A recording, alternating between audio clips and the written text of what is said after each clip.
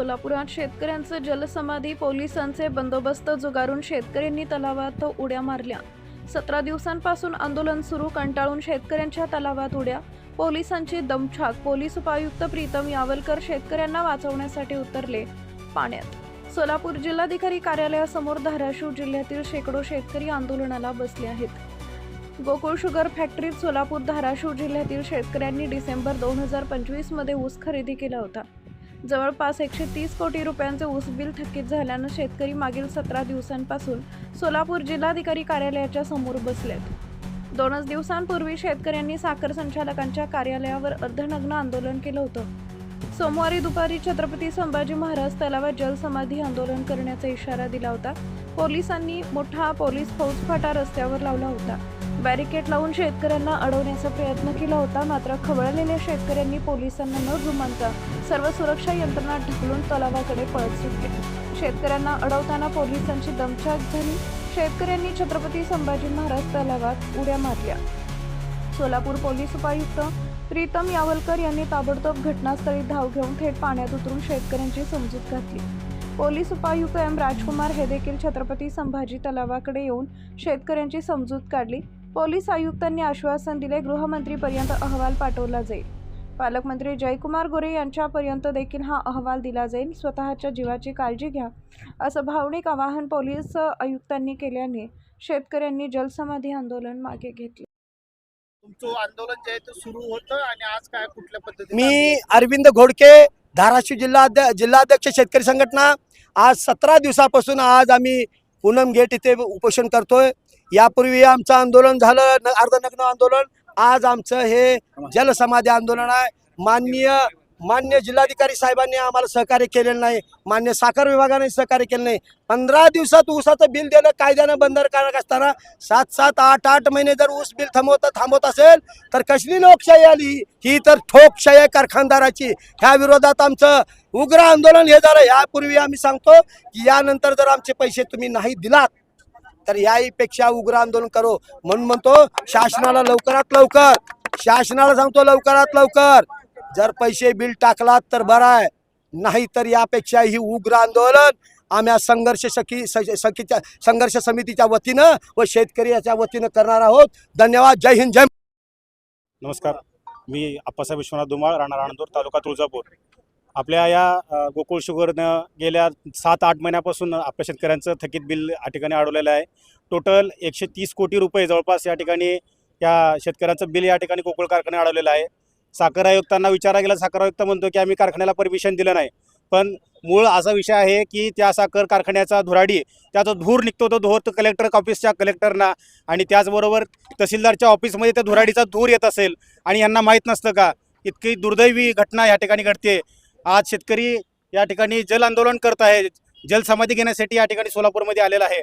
तरी या ठिकाणी पोलीस प्रशासन सुद्धा या ठिकाणी बऱ्याचपैकी सहकार्य केलेलं आहे, पण शेतकऱ्यांचं बिल या ठिकाणी यावं। आता शिक्षणाचा विषय आहे, मुलांच्या फीसचा विषय आहे। शिक्षण सध्या आता मुलांच्या शिक्षणाच्या विषयात आपण बघतो फीस भरल्याशिवाय ॲडमिशन्स होत नाहीत।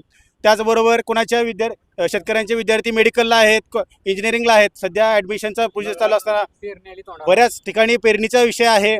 शेतकऱ्यांकडे एकही रुपया नाही, कारखानदार पैसे दिल्याशिवाय शेतकऱ्यांना पर्याय नाही, खात उधार मिळत नाही, बऱ्याच गोष्टी या ठिकाणी आहेत। तर एकच विनंती आहे आपल्या या पत्रकार माध्यमातून की आपण लवकरात लवकर या शेतकऱ्या बांधवांचे पैसे मिळवून देण्यासाठी योग्य ते सहकार्य शेतकरी बांधवांच्या हे प्रश्न जे आहे त्यांच्या भावना ऐकून घेतलेल्या आहे आणि आदरणीय पालकमंत्री महोदयांनाही याबद्दल कळवलेलं आहे। साहेबांनी बोललेले पण आहे आणि बैठका लावून लवकरात लवकर त्यांचे जे प्रश्न आहे त्याची सुटका देऊ असं आश्वासन दिलेलं आहे। आणि आता कलेक्टर साहेब आणि आम्ही बसून ते कंपनीच्या प्रतिनिधीसोबत चर्चा करून लवकरात लवकर यांच्या प्रश्नाच्या सुटका देऊ अशा चर्चा झालेल्या आहेत। शेतकरी बांधवांनी प्रशासनाला आतापर्यंत खूप सहकार्य केलेलं आहे। भविष्यात पण त्यांचे जे काही हक्काचे मागणी आहे ते पूर्तता होईल, त्यानुसार प्रशासनही त्यांना सहकार्य करणार आहे। सगळं आपण भावनिक आवाहन केलं होतं त्यांना की जीव धोक्यात घालू नका, तलावातनं बाहेर या। शेतकरी आता तुमचं ऐकून बाहेर आलेले आहेत, त्यांना आता आंदोलन नाही, त्यांनी अगोदरच आलेले आहेत। ते आमच्या पुन्हा त्यांना विनंती एवढाच आहे, आपलं स्वतःच्या जीवितास कुठल्याही प्रकारचा धोका येऊ नये, अशा कुठल्याही प्रकारच्या आंदोलन वगैरे करू नये। जे डेमोक्रेटिक मार्गाने जे आंदोलन करायची ते करून प्रशासनालाही सोबत घेऊनच त्यांच्या हक्काच्या मागणी पूर्तता करून सर, घेणे खरं तर आवश्यक आहे वरिष्ठ सांगितलेलं आहे. वरिष्ठ पोलीस अधिकारी देखील पाण्यात उतरले होते. शेतकऱ्यांना वाचवण्याचा त्यांनी देखील प्रयत्न केलेला आहे.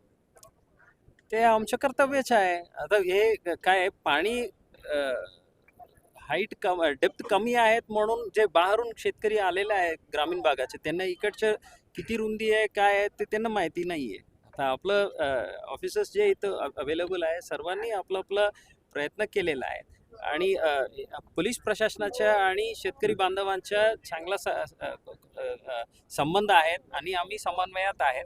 त्यामुळे कुठल्याही प्रकारच्या दुर्घटना होणार नाही अशा अपेक्षा आहे.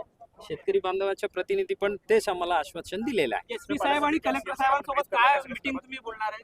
पालकमंत्री किंवा सीएम साहेबांना या संदर्भात काही आपण ब्रीफ करणार आहात? सर्व प्रेसमध्ये याची चर्चा करायची गरज नाही आहे. खरं म्हणलं तर पोलिसांनी परवानगी नाकारलेली होती तरी देखील शेतकरी पाण्यात उड्या मारले. बरोबर आहे. परवानगी नाकारली होती आम्ही, कारण याबाबत या अगोदर जिल्हाधिकारी साहेबांसोबत बैठक झालेली आहे. तरी सुद्धा शेतकऱ्यांनी हे पाऊल उचललं. त्यासाठी आम्ही त्यांना अशी परवानगी दिलेली नव्हती की आपण जलसमाधी करावी, पण ते ऐकले नाही आणि पुढे येऊन त्यांनी त्यांच्या आर्थिकतेमुळे इथे जलसमाधीचा निर्णय घेतला. त्यांना कुठलीही जीवितहानी होऊ नये म्हणून आम्ही पुरेपूर प्रयत्न केलेले आहे. सर्व शेतकऱ्यांना बाहेर काढलेलं आहे. याबाबत शासनाला मान्य जिल्हाधिकाऱ्यांच्या माध्यमातून कळवण्यात येईल. मध्यस्थी पोलिसांकडून काय करण्यात येणार आहे? शेतकऱ्यांचं गेल्या अनेक दिवसापासून जे आहे ते उपोषण सुरू आहे. मागणी त्यांची आहे की ऊस बिल द्यावं. पोलिसांच्या माध्यमातून काय मध्यस्थी करणार येणार आहे का, काय सांगायचं? पोलिसांच्या माध्यमातून आम्ही जिल्हाधिकारी महोदयांना कळवणार आहे की यांची मागणी अशी आहे आणि आंदोलन तीव्र केलेलं आहे. त्यानंतर मग जिल्हाधिकारी महोदय पुढील निर्णय घेतील. आता पूनम गेट जवळ जे आंदोलन सुरू आहे ते आंदोलन आता थांबवण्यात येईल का ते कंटिन्यू करण्यात येईल? कारण अजून दिवसेंदिवस तीव्र होत जाणार. नाही, बरोबर आहे. आम्ही आमच्या परीने पूर्ण प्रयत्न करू शेतकऱ्यांना समजून सांगण्याचा आणि शेतकऱ्यांना त्यांच्या परावृत्त करण्याचा त्यांच्या आंदोलनापासून. परंतु ही बाब जी कायदेशीर प्रक्रियेची बाब आहे, याला जो वेळ लागतो तो वेळ लागणारच आहे. तरी शेतकऱ्यांनी सुद्धा या भावना समजून घ्यायच्या, प्रशासनाची बाजू समजून घ्यायला हवी की जो वेळ लागेल त्या वेळेनंतरच त्या गोष्टी त्यांना पाहिजे त्या मिळणार आहे. आजच्या आज किंवा उद्याच्या उद्या काही गोष्टी होणार नाही, त्याला काही कालावधी लागेल. तो कालावधीबाबत मान्य जिल्हाधिकारी महोदयांसोबत चर्चा करून लवकरात लवकर त्यांचं म्हणणं कसं मान्य होईल याबाबत त्यांनी प्रयत्न करावे. त्यासाठी आम्ही जिल्हाधिकारी महोदयांना सगळ्या गोष्टी अवगत करणार आहे. शेतकऱ्यांची तक्रार आहे, रात्री देखील ते मुक्कामी तिथेच आहेत, पण त्यांना कुठली सुरक्षा व्यवस्था किंवा नाही, आमचे कोणी हल्ला करू शकतो कारखान्याची असल्याचं शेतकऱ्यांचं म्हणणं आहे. नाही, आम्ही शेतकऱ्यांच्या त्या भागामध्ये आम्ही गोपनीय आमचे कर्मचारी नियुक्त केलेले आहे आणि आमचा रात्री नाईट पेट्रोलिंगचा जो स्टाफ असतो तो तिथे कायम सतर्कपणे पेट्रोलिंग करत असतो आणि काही सिव्हिल ड्रेसमधले आमचे कर्मचारी तिथे आहे. तर आम्ही त्याबाबत सतर्क आहोत आणि कारखानदारांकडनं किंवा कोणाकडनंही जे कोणी असे घटक आहे की जे शेतकऱ्यांना अटॅक करू शकतात अशी कुठली संभावना आम्ही ठेवलेली नाहीये. तुम्ही स्वतः जीव धोक्यात घालून पाण्यात उतरला होता. नाही, पहिल्यांदाच पोलीस अधिकारी स्वतः जलसमाधी आंदोलनामध्ये स्वतः तलावात उतरलेला आहे. नाही, ते शेतकऱ्यांना बाहेर काढणं आमचं कर्तव्य आहे. कुठल्याही शेतकऱ्यांची जीवितहानी व्हायला नको, हे कर्तव्य भावनामुळे झालं ते. बंधुप्रेम न्यूज चॅनलला लाईक, सबस्क्राईब व बेल आयकॉन दाबायला विसरू नका. धन्यवाद.